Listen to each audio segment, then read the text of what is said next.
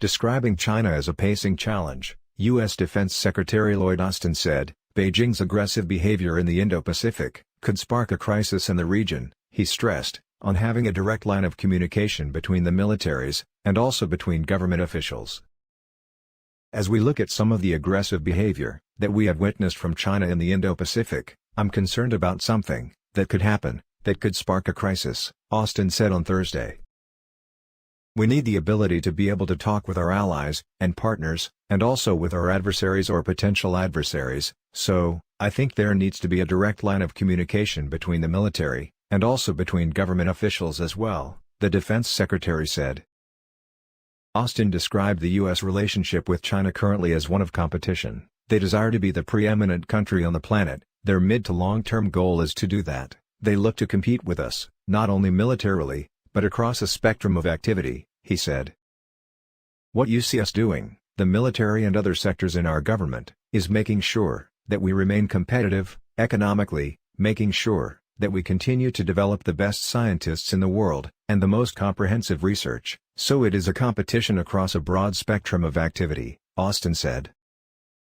During the senatorial hearing, Senator Angus King said that he believed one of the most serious risks the U.S. faces today is an accidental conflict with China, of some kind of conflict in the South China Sea, the Strait of Taiwan, and the danger of escalation from that accidental conflict of some kind.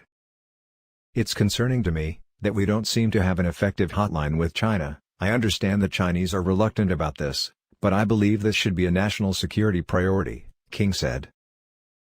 Austin said, China is our pacing challenge, so we've really weighted our main effort there to the Indo-Pacific region. My first trip overseas was out to the region, along with Secretary of State Antony Blinken. We visited South Korea, Japan, and India as well, he said.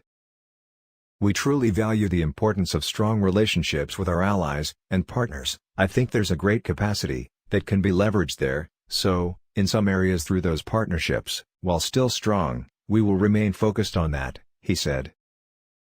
General Mark Milley, the chairman of the Joint Chiefs of Staff, said that, from a military standpoint, China is the #1 threat for the U.S., Russia is a considerable great power competitor as well. He noted, the most significant military threat that we're focused on is China. It's our pacing challenge. That's what we have asked you a number of times to help us resource our efforts on that challenge, he told the lawmakers.